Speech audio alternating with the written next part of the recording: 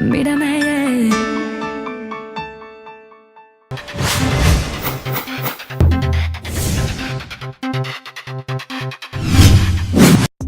Esta semana en Detrás del Espejo visitamos Tenerife Antiguo, retazos de tradición, una muestra que nos invita a conocer los trajes tradicionales de todo el archipiélago. Jordi Isern expone 25 años entre pinceles y colores. Conversamos con el artista sobre el proceso creativo que sigue en su obra.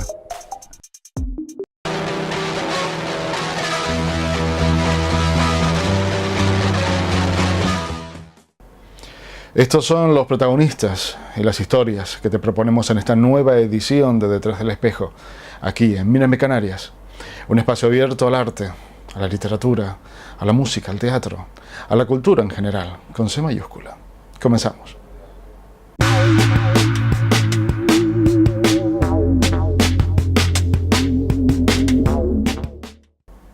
El primero de nuestros reportajes nos transporta en el tiempo, al origen de lo que conocemos como trajes típicos de nuestras islas, y que era la vestimenta que en diversas circunstancias usaban nuestros antepasados.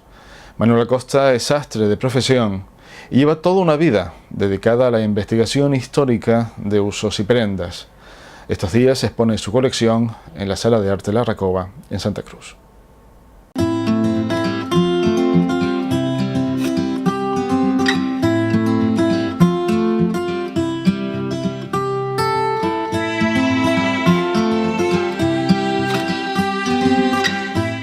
Bueno, los que quieran visitar la exposición, que es etnográfica, porque se trata de vestimenta antigua, la relacionada con todo el archipiélago, pero muy concreto, precisamente en la isla de Tenerife. Se encuentra con vestimenta con parejas de las 7 islas, que están representadas en maniquíes que están en pie y están representadas, distribuidas dentro de este recinto. Luego, por otro lado, nos podemos encontrar una serie de hábitos tradicionales, que es de la gente que antiguamente hacía las promesas. También hay 9 hábitos que están en otro sector. A continuación nos podemos encontrar con un grupo de capas, capotes y prendas, más bien de abrigo, que se usaba dentro del archipiélago. Son muy usuales en el archipiélago. Están los de Gran Canaria, están las de La Palma, etcétera, etcétera. Después pasamos, a continuación se encuentra una colección de sombreros de hoja de palma, hechos de empleita, la mayoría realizados por Carmelina Brito, que es la autora de todos estos sombreros, decorados, y son sombreros que se usan en casi todo el archipiélago en diferentes trajes y épocas. A continuación, después de pasar la colección, nos vamos encontrando pues con un panel donde están las postales de souvenir antiguas que se podían encontrar, que se compraban, se mandaban cuando se felicitaba a alguien de aquí de las islas. Tenemos una muy curiosa del Hotel Buen Retiro de Güímar, que lo conseguí yo. Hizo de un hotel que hubo allí, que ya en la actualidad ahora lo ha comprado y está dedicado a otro tema.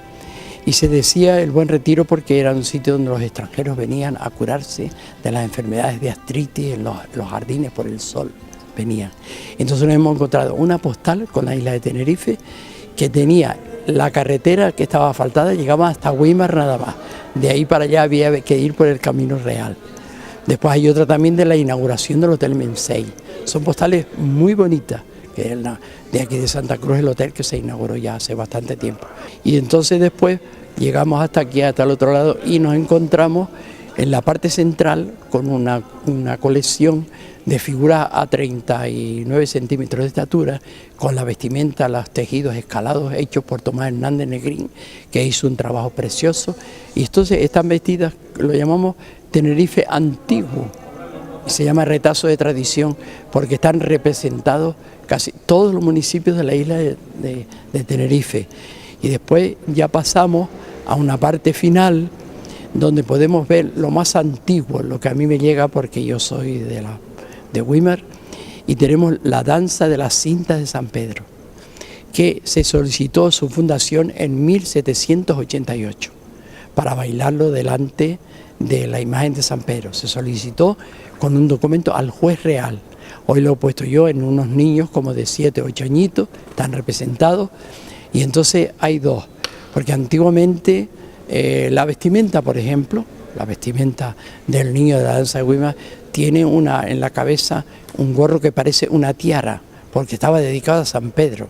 Y claro, la tiara del pontífice de Roma era una... Y entonces ellos lo imitan con tela y hechos de cartón, las figuras hechas de cartón, por ejemplo, para decorarlo con tela y medallas y abalorios y collares y cosas. Y entonces lleva también unas castañuelas, porque los niños cuando bailan también van tocando las castañuelitas. Al lado tiene un niño vestido de marinero.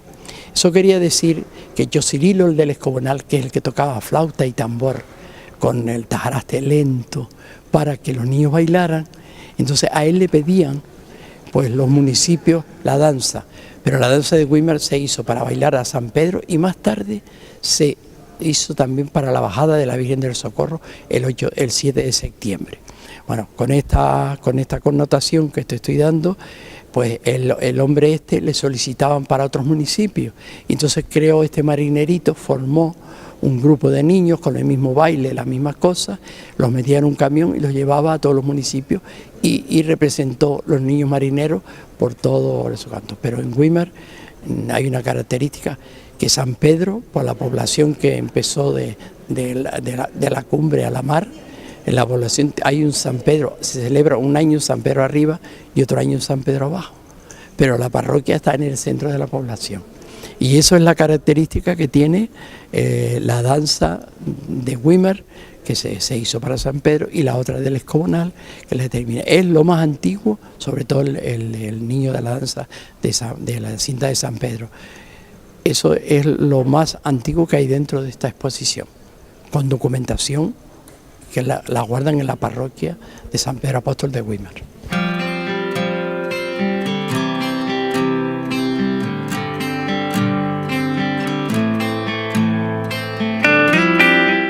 Mi oficio es sastre y trabajé en la sastrería de Peseños durante bastantes años, y ahora me he dedicado a la vestimenta tradicional, investigando mucho, porque hay autores, por ejemplo, ahí está doña Lía Tavío, que nació en el Puerto de la Cruz, tiene un montón de documentación, de láminas y cosas que ella hizo. Después está Alfred Easton, que fue un inglés que vino de joven, vivió en el Puerto de la Cruz. Él empezó a visitar todos los municipios y fue tomando datos de eso, y entonces hizo una colección de vestimenta. Cada vez que había una fiesta, él asistía. Tenemos por otro lado, y después está el señor Pereira Pacheco, que fue un eclesiástico. Y entonces él recopiló todos los datos, los campesinos, los uniformes que había, los militares de la época, todo eso lo tiene representado en documentación, de la cual nos tenemos que valer nosotros para hacer las recreaciones. Porque no, libremente tú no puedes quitar, poner una cosa y ponerla, porque si no sería creado o diseñado de nuevo. Esa es la razón.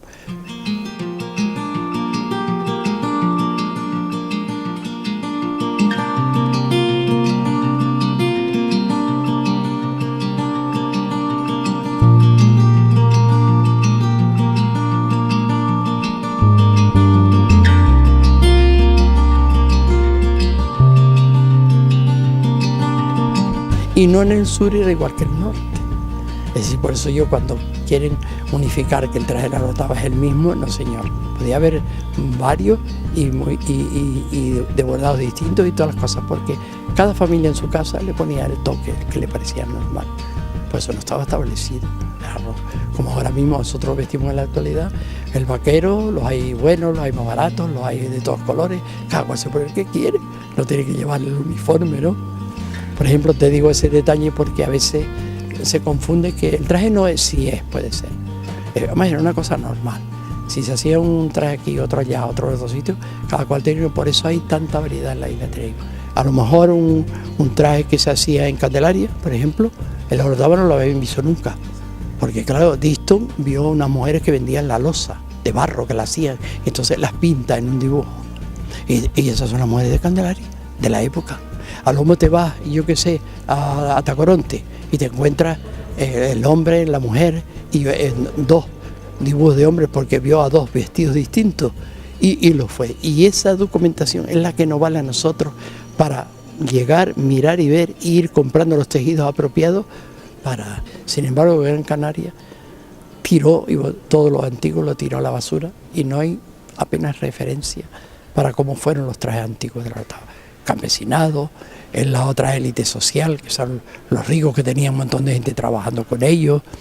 Eso en Tenerife sí, sabemos que trabajaron en el norte con señores, pero los pobres que trabajaban con ellos, los campesinos, era lo que la familia, los ricos diseñaban, porque el ganado para tener la lana, eso lo tenían los ricos, los pobres no tenían eso. Entonces de lo que ellos diseñaban se vestían los pobres que vivían con ellos. Porque en Gran Canaria empezó el turismo y se volvió loco y lo quemaron todo lo viejo. Y entonces se encontraron en alguna casa de algún señor que curiosamente guardó retales de los listados, pero que no tenemos referencia de dónde y cómo y era, sino hay algo, pero muy poco. No existe nada, no es como Tenerife, que nosotros tenemos a Fredito, a doña Lía Tavío, tenemos a don Antonio Pereira Pacheco, sobre todo hacer una mención especial a Tomás Hernández, tejedor que vive sobre Candelaria, porque gracias a él podemos hacer todas estas cosas, porque los diseños de la falda son diferentes y tiene que tejerlas él para yo hacer el traje, si no, no puedo, porque eso industrialmente no está a la venta. Hay que hacerlo personalizado para el encargo que tú le hagas. Los sombreros, Carmelina Brito, que hace todos los sombreros de hoja de palma, y etcétera, etcétera, con muchas cosas. Zapatos los hace Antonio en Los Realejos. Todos tienen la familia entera trabaja los zapatos típicos, trae todos los sombreros de fieltro de la península, de los de lana, los fieltros de pelo de conejo, todos esos sombreros negros que eran diferentes modelos que se usaban aquí en la isla. Porque lo primitivo que hubo fue que allá abajo está representado un hombre vendedor de sombreros. Y es que en Gran Canaria sí había una industria de sombreros. Y entonces de Gran Canaria venía y vendían sombreros a toda la isla. Y cuando tú ves a alguien con una montera, quiere decir que su poder adquisitivo no era para comprarse un sombrero. Entonces de un retal de ahí se hacía una cosa para tapar la cabeza, que tiene ahí el de Fuerteventura, que se puede ver precioso, ahí se puede ver. Entonces ahí no usaban sombrero porque no tenían poderes para comprar sombrero. Era una cosa de lujo en aquel tiempo. Sin embargo, si se hacían con tela, se fabricaba una prenda para cubrir la cabeza. No, las demás islas tienen toda referencia de la vestimenta antigua, todas las islas, menos Gran Canaria. Gran Canaria es la que se quedó ahí. Ahora se han hecho inventos, pero son nuevos. Pero tener gente que nos documentara, que los vio en origen y los pintó, eso es aquí en Tenerife. La Palma también tiene los suyos muy característicos, el Hierro también muy característico, La Gomera no tiene ningún problema, La Palma, para que te cuento, eso es precioso también. Tienen labores especiales que las han incorporado ellos a la vestimenta, como son los bordados a punto de cruz en negro y el realce en color blanco. Entonces esos son detalles que tienen las islas que los caracterizan.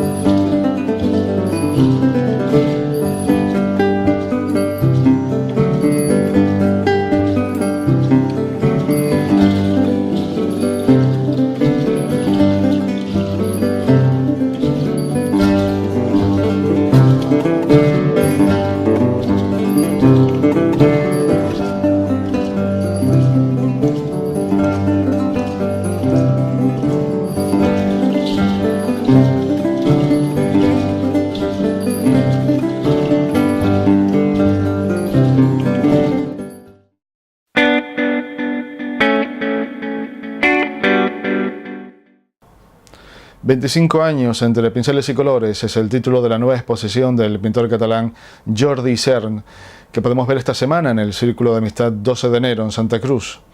Con él hablamos de su amor por los paisajes de las islas, de su obra fuera del país, pero sobre todo ahondamos en el lado más personal del pintor, en la simbiosis entre la belleza del paisaje y los sentimientos y emociones que resuenan en el interior del artista a la hora de emprender el proceso creativo que sigue en su obra.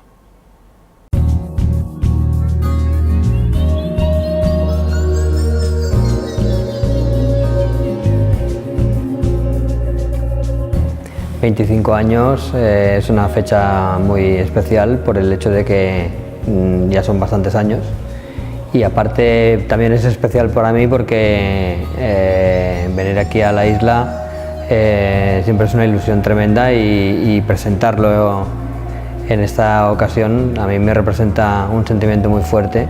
Entonces ves, verdaderamente es cuando se ve la evolución. Si no trabajas muchísimo y no tienes mucha continuidad, esa evolución queda estancada, y eso es el peor síntoma que pueda haber, ¿no? Que la obra quede estancada. Entonces, o lo peor todavía, cuando tú crees que la obra ya ha llegado a donde tiene que llegar y piensas que ya está todo aprendido. Entonces eso es el mayor error que uno puede caer, a veces involuntariamente. El hecho de que sigas teniendo la inquietud y el hecho de que te parezca que no has llegado a ese punto de saberlo todo, es el hecho de que nunca quedas satisfecho con el resultado. O sea, eso siempre es de ver que podrías haber mejorado, y ese es el reto hacia una nueva obra. Cada vez que terminas una obra, intentas, sí, pero ves, me hubiera gustado tal, unos matices ya muy finos que quizá el público no percibe, pero tú sí sabes, claro, porque eso es muy personal, eso ya es incluso a veces depende del estado de ánimo, incluso, que tú lo ves de una manera un día, otra, depende de cómo te estés, lo ves de una manera o de otra, pero el hecho de que siempre pienses que lo puedes hacer mejor. Entonces, ese es el reto, la lucha diaria, y sobre todo, no creerte nunca, o sea, sí, bueno, no creerte nunca que lo que te dice el público, que oh, qué bonito, que es perfecto, bueno, sí, en general sabes que gusta porque se vende y porque sabes que guste, porque tú notas que eso sí, pero eso nunca significa que no puedas mejorarlo. Al contrario, dices, ostras, pues voy por buen camino, pero la lucha es intentar siempre mejorar. Cuando ves en otra obra que quizás está hecha mecánicamente, yo creo que ese es el error, y el no querer ya investigar, el no querer ya, el sentirse satisfecho con la obra. En mi caso es una autoexigencia siempre, ya no de público, porque el público en general, o los galeristas o el público y tal, les gusta y la obra y tal, pero yo siempre es aquella insatisfacción de decir, jolín, ha quedado bien, pero me hubiera gustado llegar allí. No sé dónde es allí, pero siempre encuentras algún motivo para volver a luchar, para volver a superarte.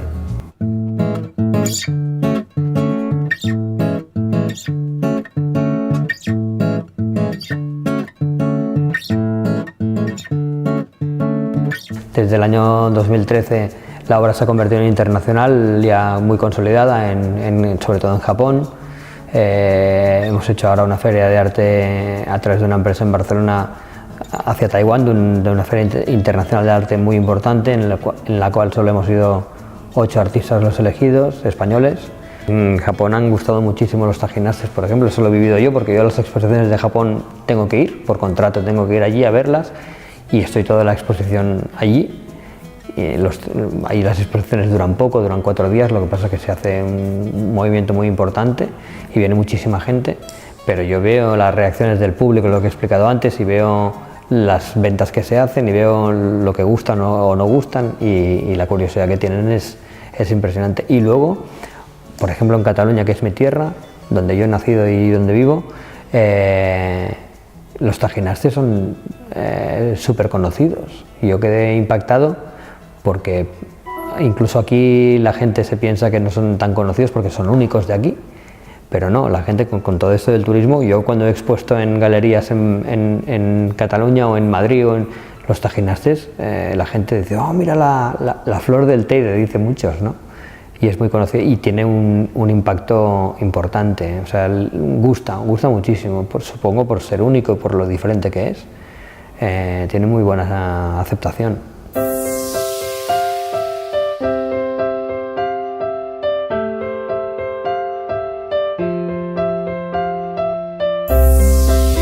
Yo nunca pinto por obligación, o solo faltaría, ¿no? Que entonces no hubiera llegado a donde humildemente he llegado, sino el hecho de que lo podemos encontrar. Yo siempre pinto paisajes que me atraen, pero no solo por la belleza de los paisajes, sino es la belleza interior que uno tiene, el aspecto de que si yo no estoy bien, no veo temas para pintar. Entonces tengo que estar bien para poder ver esos paisajes con mis ojos y transmitirlos a las telas, ¿no? Entonces me refiero, por ejemplo, a que todos los paisajes yo he tenido que tener una vivencia del lugar, ¿no?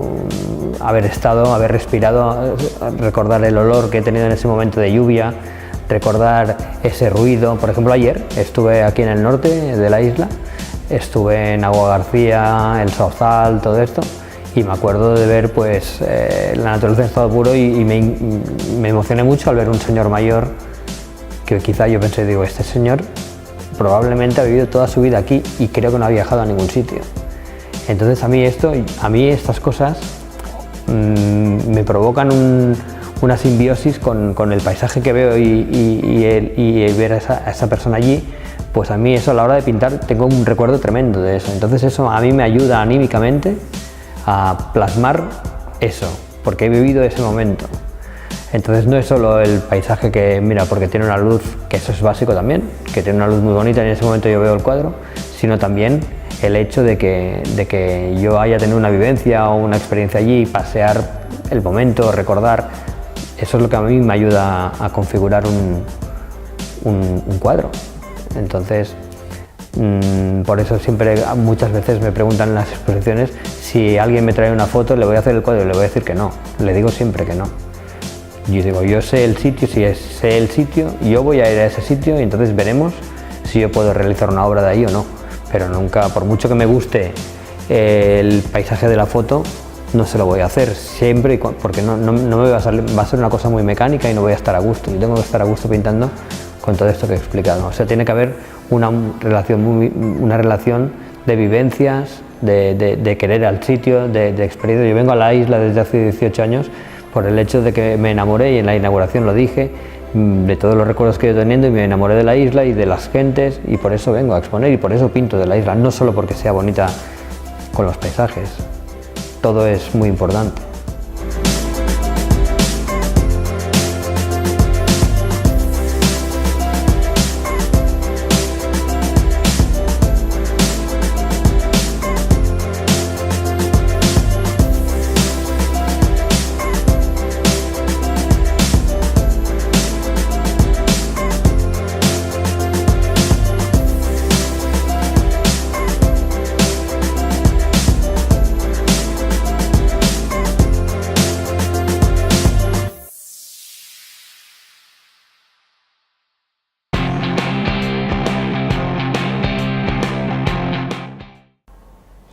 Termina nuestro tiempo para ver lo que hay detrás del espejo.